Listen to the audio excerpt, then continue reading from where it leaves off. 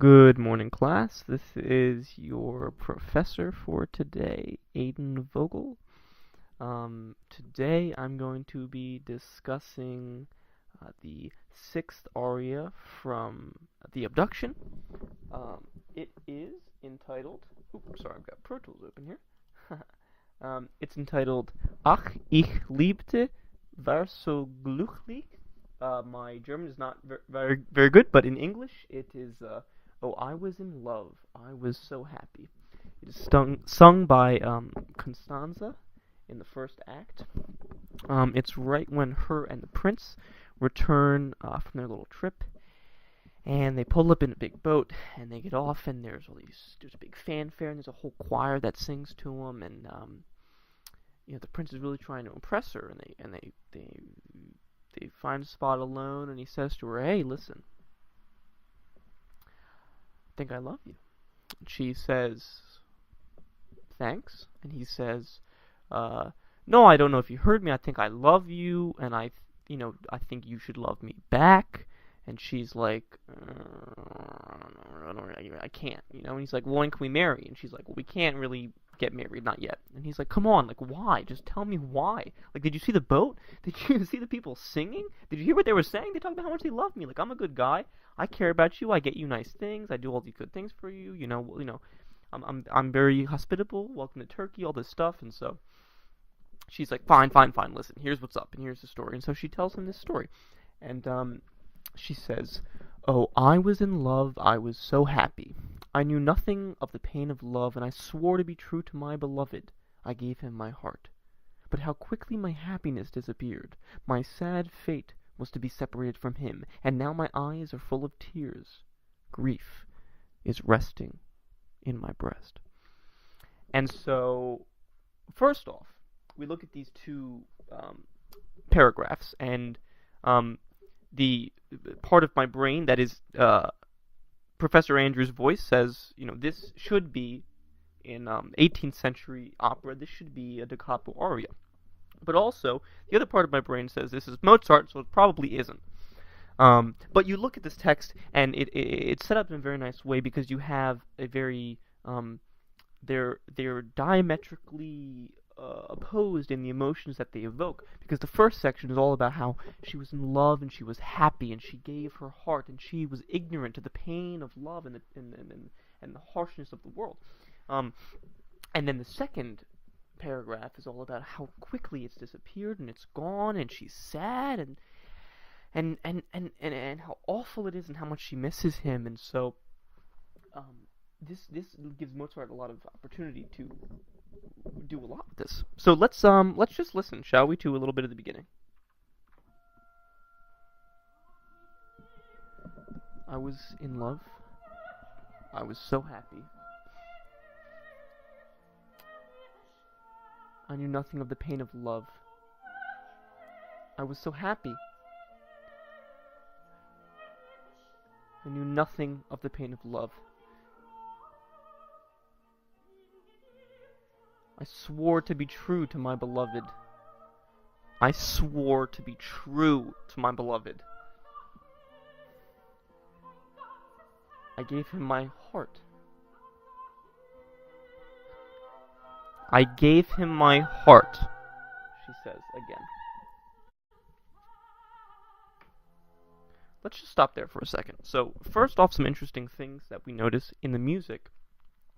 Mozart doesn't have her just sing through this first paragraph one time through. Each time she goes through, basically she repeats each sentence 2 times.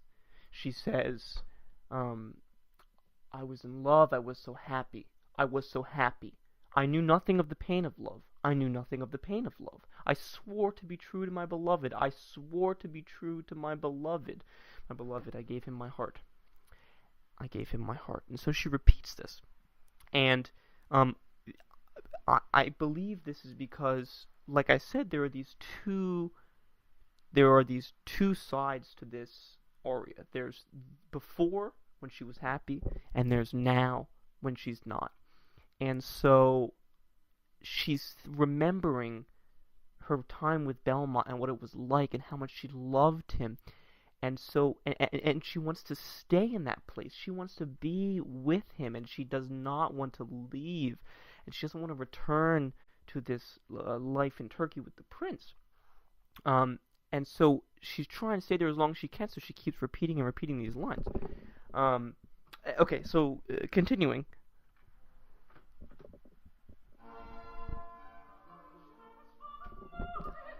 But how quickly my happiness disappeared. But how quickly my happiness disappeared.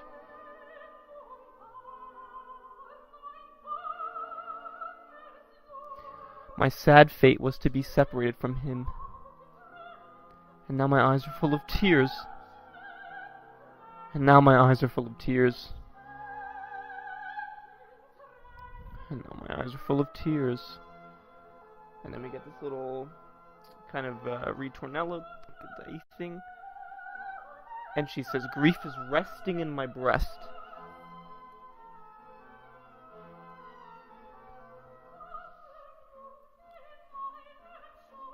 Grief is resting in my breast.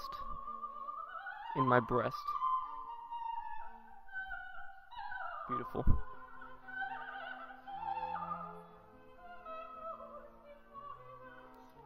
Grief is resting in my breast. Grief is resting in my breast. Oh my gosh. Beautiful. So, that's the second half. And, firstly, I'd like to note that when we switch, it's on the second page of this aria, I believe in the third measure, and we switch into allegro.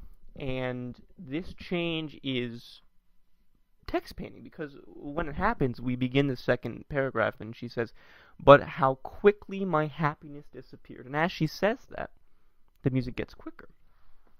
And another beautiful thing that Mozart does here, which is obviously a feature of this song, and I think one of the most important things in this song, is these melismatic passages that he uses.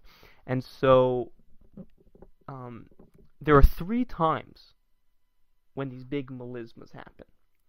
And the first one we heard. It's when she says, gab dein mein ganzes Herz, which is a bad German reading of her saying, I gave him my heart.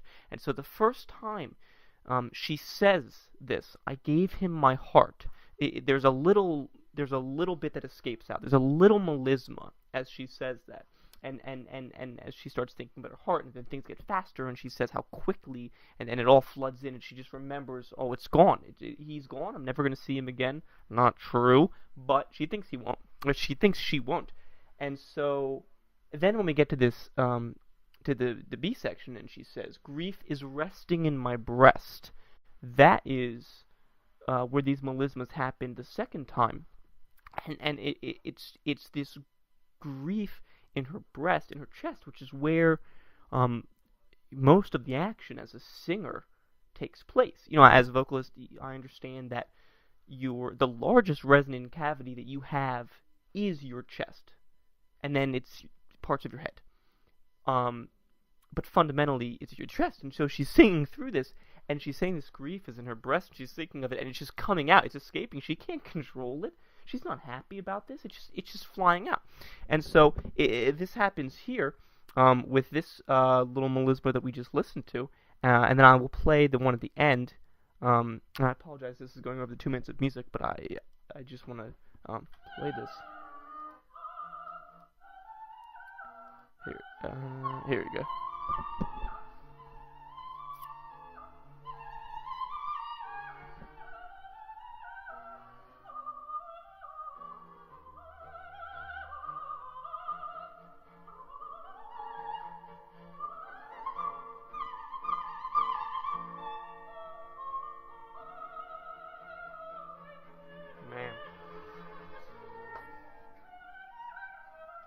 So she has these melismas, and it's just escaping from her body, and she can't help it. And then finally, I think the last feature that is notable in this is within those melismas and within other parts of this piece, there's a lot of the psi motif, which we speak of, which is this da da da dee da da dee da da dee da. These kind of descending half steps that occur, and these happen. I think it might be a little bit. Yeah, you can't really see my computer screen here, but it happens all over the place in these melismatic passages. When you look at the first time she has that melisma, it's all over the place. She says, Kumerut in meinem Sus, Kumerut in my... And then it goes on. But she they're all over the place. It's littered with them. And so clearly Mozart, by using these techniques, he wants us to feel for her and feel with her and feel this pain and this sorrow that is just escaping from her.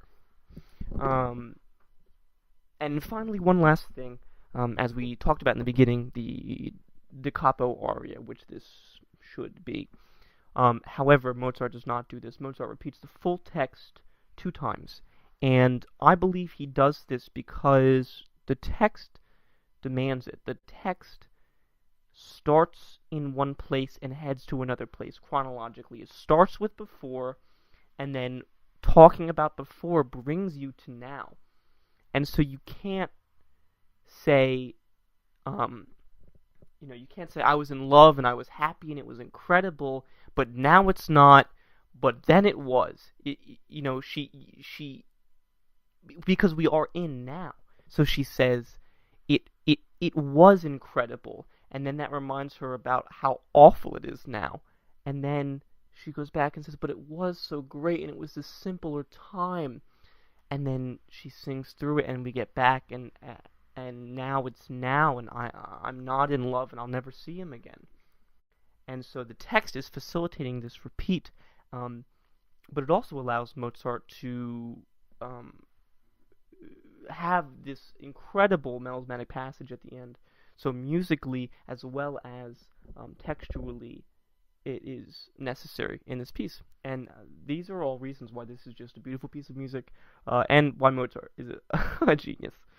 Thank you very much for attending my online presentation, and I look forward to seeing you in class. Thank you very much.